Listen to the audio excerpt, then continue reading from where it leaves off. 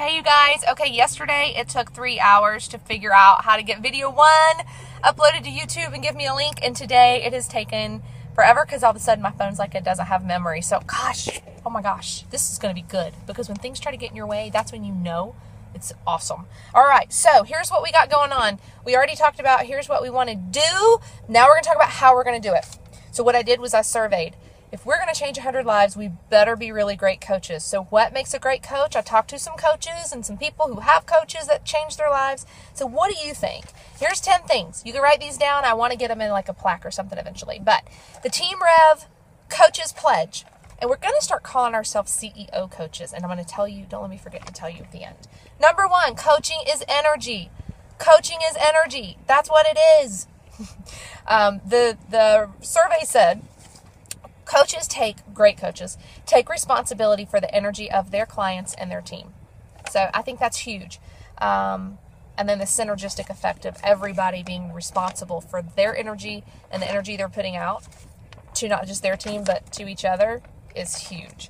Number 2, coaching is knowing their goal and their purpose. So knowing the goal and purpose is way more important than saying, hi, you're a live human being. I have a thing that you need. It's great to have that, but we need to know their goal and purpose first and position it to solve that. Number 3, great coaches, CEO coaches, care enough to hold someone accountable. It's Andy Andrews that says, who's your best, or what's the definition of a friend? And he says it's a trap to say that's the people that love me like I am. Because he says, you know what, the chick at the drive-thru loves you like you are. A great friend holds you to a higher standard. So you got to be strong enough to hold people accountable to be a great coach. Number 4, great coaches know that it takes a village. And so great coaches take responsibility for actively coaching other people, meaning not directly under them in our environment. So they are mentor leaders to everyone around them. And they kind of do that and expect that in return. So the culture of support there is intentional. Number 5, coaches carefully manage expectations. And so, wow, this is really huge because I have forgotten this a lot before, and I will be putting this in a place I can read it every single day, and I know that it's going to really up my game because check this out. Coaches never oversell our end or undersell theirs. So great coaches are clear about the work and commitment of both parties it takes to get results. Great coaches don't embellish. Great coaches don't sugarcoat. So that's under great coaches manage expectations. Number 6, great coaches focus on the person first and the group second.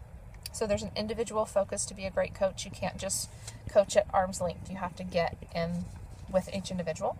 Number 7, coaches never enable or lower standards to protect their own insecurities. It can be hard if you feel like you have to have achieved everything you're coaching others to do.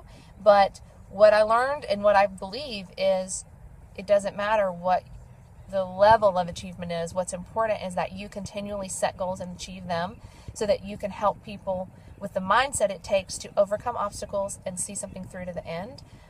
That's really all it's about. I can have a goal of rock climbing and you can have a goal of, starting a business, but I can coach you just by knowing how to help you persevere and stick to what you said you're going to do and solve problems even if I don't have every answer. That's huge, not to back away from coaching somebody just because you feel like you're not better than them at that particular goal that they have. That's huge. Number 8, coaches raise their own standards and reach their own goals continually with a spirit of learning and humility. So there's that. You can be a great coach without being, a great football coach is not always a great football player. So that's, they have to know how to play. They have to know what it's like to be in that person's shoes, but they don't have to get out on the field and play with them and be better than them at football. So there's that. Number 9, great coaches are, what does that say? Oh, great coaches are daily encouragers. That's huge. They know that they have to encourage not just their own clients, but their coaches, their peer coaches, continually every single day. They take responsibility to make sure that every day they have coached. So for us, that would be like I coach one of my product users, I coach one of my business builders, and I reach over and I coach somebody that is not on my team every single day to create that spirit of community and support that coaching takes village. So that kind of ties in. Number 10, great coaches listen. I thought that was awesome.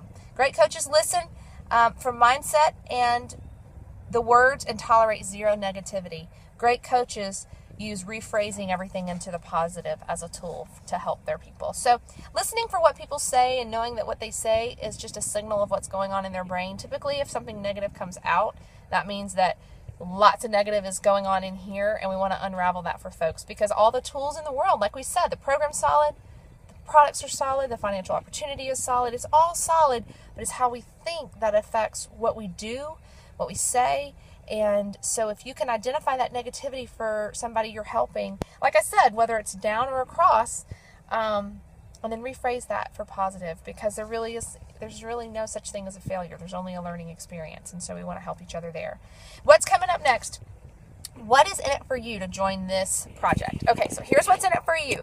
You're going to get a video or a call on each one of those bullets. I don't know if you guys have any interest in that, but I'm happy to sort of use just my experience. And maybe if you guys are interested, somebody let me know, hey, I would like to talk about bullet number 7, and we can do that call or that video together. So some enrichment there about how to be a great coach. So some trainings in it for you. Number 2, it's something to talk about. It's something to promote. Hey, we are trying to change 100 lives, and you and I have talked back and forth about you wanting to do X, purpose and goal. Would you like to sit down and talk about this? Would you like to go for this? So it gives you that something to talk about.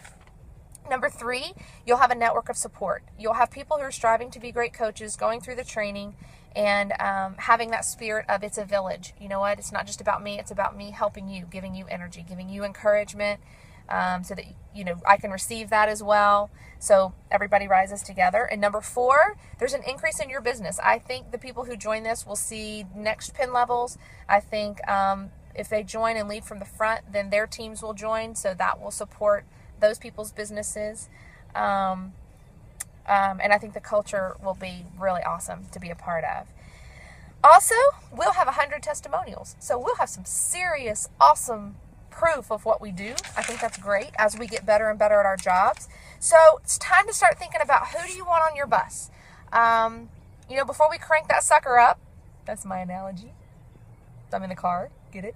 Bus, car, crank. Okay, think about this. You're the CEO, and I'll tell you what CEO means according to where I got this whole idea. So you're going to load up your bus and take responsibility for the energy of the people on that bus and of your entire team of drivers, you know? So think about that. Who are you going to load up there? And the next video, I'm going to talk about the 5 steps of loving your passengers and getting their energy up, and our fuel. How as a team we're going to overcome negativity, obstacles, things like that. Because, I mean, good night, just trying to get videos out is an obstacle, right? So it's not going to be easy. So we have to be prepared, and everybody has to be on board and committed. So that's what I got for you guys today. Video 3 is coming at you tomorrow. Please feel free to send me your questions. I feel like I had something I need to tell you. Oh, next video where I talk about, you know, how to love on your passengers. That's where we're going to talk about what we should award people who are one of the 100 lives changed, and the criteria. So how they earn that designation and what they get, you know, how we're going to love on them. So hope this was helpful to you. This is my first time doing anything like this, and so I am putting myself out there, and if you have any feedback, I want to know how to make this better and make this a success for y'all. Talk to you soon. Bye.